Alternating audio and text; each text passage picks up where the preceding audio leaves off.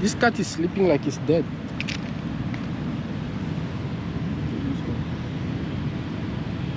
Oops. It's not dead. He sleep like he's dead. Hello guys, how are you doing? It's your homeboy Guy. I hope you guys are doing great. I hope you guys are doing fine. I'm perfectly fine. Going back to the street, old video, old school, old style, walking in the street in the Philippines. Yeah, let's start this video with it's a wonderful time of the year for the foreigner.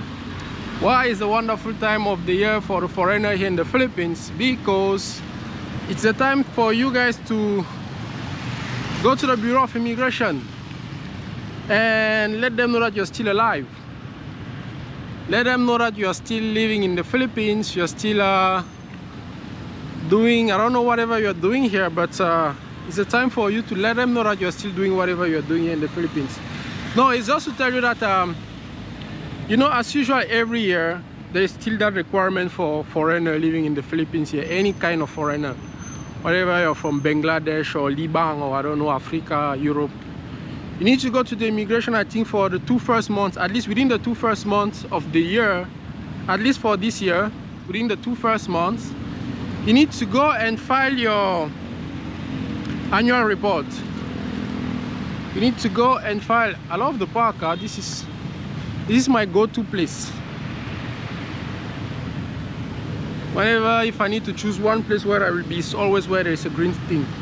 So you need to go and file your annual report. So what's the annual report?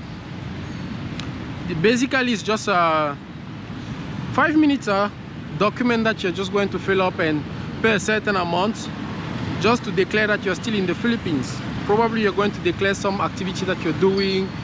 With your address, you just make sure that the address that you register entering the Philippines is still the same. So in short, we can say you're just going to update your information. Make sure that your information with the Bureau of Immigration it's updated. So it doesn't take that much time, probably 5 minutes you can have it done. But what you have to know is that this is a requirement. It's not something that you know, it's up to your goodwill. No, it's really mandatory, and in case you fail to do that, there's a penalty that you have to pay. The last time that I checked, it was 200 pesos, the penalty. But right now, I think probably still the same. I'm not sure. I'm not going to say something that doesn't make sense.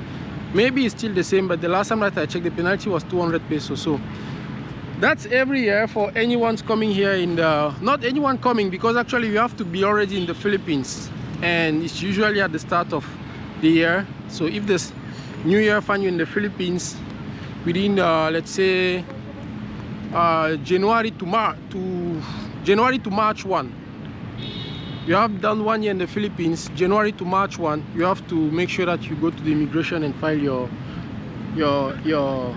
annual report. And by the way, this is not this can be also done online. It's not always like you have to go there physically. You can even do it from at home. You just go to the BI immigration website.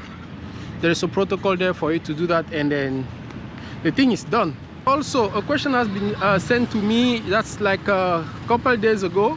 Actually, I haven't got it already last year. I have answered that, but I guess since it's a new year, there are new concerns about it. The question was, hey, I'm planning to come in the Philippines in 2025. Is the requirement have changed? Is there something new that I have to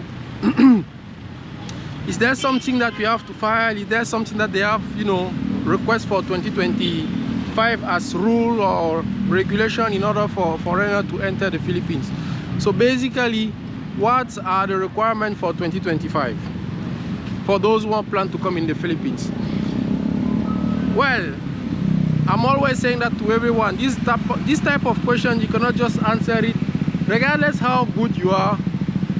You cannot have total answer on that one, but you always can just do your best to answer. And that's what I'm going to do in this video. I'm going to give you the best answer as possible.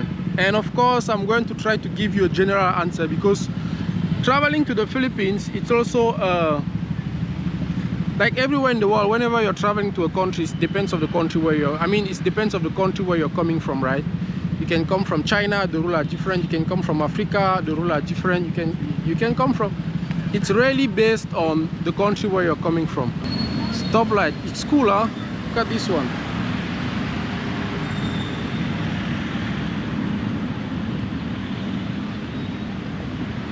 I don't know why what's the purpose of that button. It's always look like if you press that, it's gonna stop, but no, it doesn't. I have seen several people press that already several times. I'm not sure if it's to... No idea. But anyway, so what I was saying is, yeah, this is not the type of answer that I can just clearly answer in one, in one video. I will, as much as possible, give you an overview, generality that most of people will need in order for them to enter the Philippines. So probably the first thing that we'll start with is, of course, the passport. The passport should be simply valid for at least 6 months. I mean, that's wherever you're going, that's probably the basic rule in every passport in the world, right? Your passport should be valid at least 6 months at the moment that you are arriving in the airport. So if you are leaving your country, it was valid for 6 months, and then when you are arriving in the airport where they need to stamp you a visa or grant you an entry, maybe for some reason you have spent 5 days traveling, then your passport is not valid for 6 months, so they're going to deny you the entry, or they're simply going to reject your request of entering the country, right? So that's one thing that you should make sure that your passport is valid at least 5 months at the moment that you're arriving in the at the airport here in the Philippines. The second thing that's going to be very important for you is your flight ticket back and forth. Like, well, back and forth, especially going back from whatever country we're coming from. At the moment you enter the Philippines, you also need to show them a flight ticket showing your next destination, or let's say your return ticket to the country where you're coming from. Of course, this is supposed that you're coming as a tourist, right? Like a tourist visa, and that's your first entry.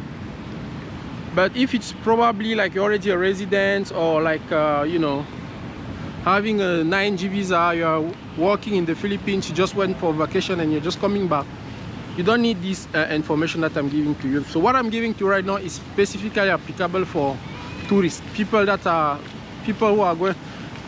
going to apply for a 9A visa. Yeah, because 9G is working. For those who are going to apply for 9A visa, this is for you. So tourists, right? So you need a flight ticket returning to your country of origin, or wherever you were coming from your departure. That's the second thing that you need. Another thing that is absolutely needed, it might change a little bit, depends on the country where you are, but for most of the country where you're going to stay coming here in the Philippines. So in short, your hotel reservation, maybe the family that's going to take care of you. Basically, we need to know where you're going to stay. So in short, if you have no one here, just book a reservation, I mean an hotel reservation, keep the paper with you, and at the moment that you arrive in the airport, you just have to make sure that when the question is asked to you, you present it to them. The fourth thing that you also might need will be your eTravel pass. This is actually, if I was ranked this one, I should have probably put it on the 2nd or 3rd position. If I was ranked like more important to less important. Your eTravel pass, yes, it's still applicable. It has been put in place a couple years ago, and up to today, it's still very applicable. The good news about the eTravel is that it's free. You don't need any money to have it. You just need internet, and then with your phone you can already do it. But make sure that you do it at least 3 days before your departure from your country of origin. Okay, so I don't know from where you are right now, but you can already even file it online. You can start doing it online from your country 72 hours before your flight. Do not try to do it here at the airport in the Philippines. You may not have time, it may not work, you may have a lot of complication, and I'm not even sure that an airline will allow you to onboard on the plane without having that. So definitely it's something that you will have to do before boarding. Now 72 hours is the minimum, but you can do it, I think, even, I don't know, 4 days before. It's still possible, but at least 72 hours before you should be able to have it done already. So these for me are the most important things that you'll probably need if you need to come in the Philippines. I mean, regardless the country where you are coming from, if you're a tourist and you intend to come in the Philippines, these are for me the most important thing. Now there are things that can just, you know, make your travel more sure, you know, put more guarantee that your visa will not be denied, because let's be honest, a lot of countries have the free entry for the Philippines, but some also have a visa upon arrival. So you can definitely leave your country without a visa, but once you arrive here in the Philippines, it's still subject of approval or denial, right? And a lot of people arrive here in the Philippines and it was just in the airport that they hear that we are not going to grant you a visa. So they return back to their country, and you can imagine the expenses, right? Flight ticket, the time and everything that you prepare, and then once you arrive in the airport, your visa is rejected. So really make sure that all these information that I give to you, the 4 main information that I give to you, make sure you have them very clear and very ready before entering the Philippines or before arriving on Philippines land. Now there are a lot of other things that you can just prepare to make your travel more comfortable. I mean, you know, to make sure that at the airport everything will be smooth and stuff like that. Like for example, travel insurance, right?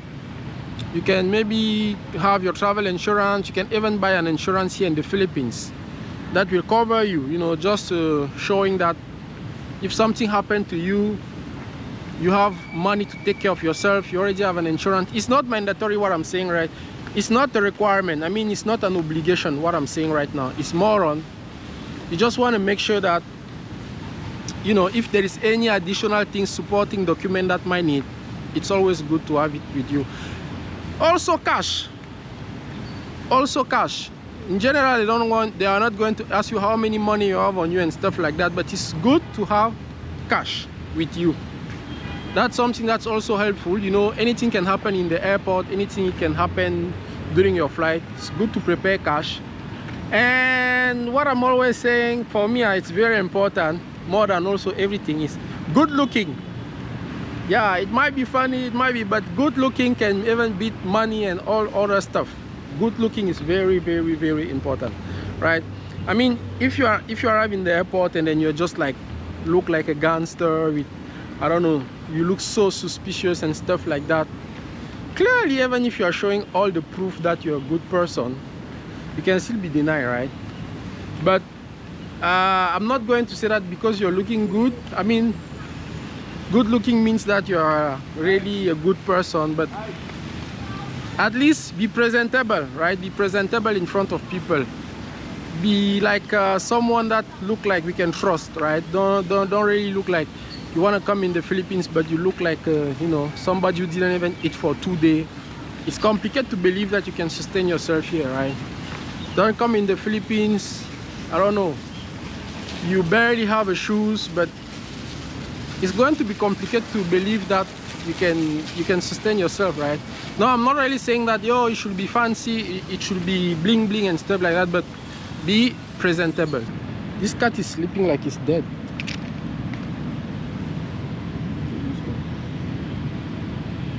Oops. It's not dead.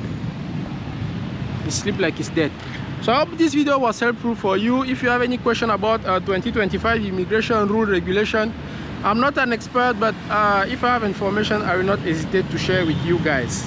While waiting, take good care of yourself. Like, share, subscribe. Be bala.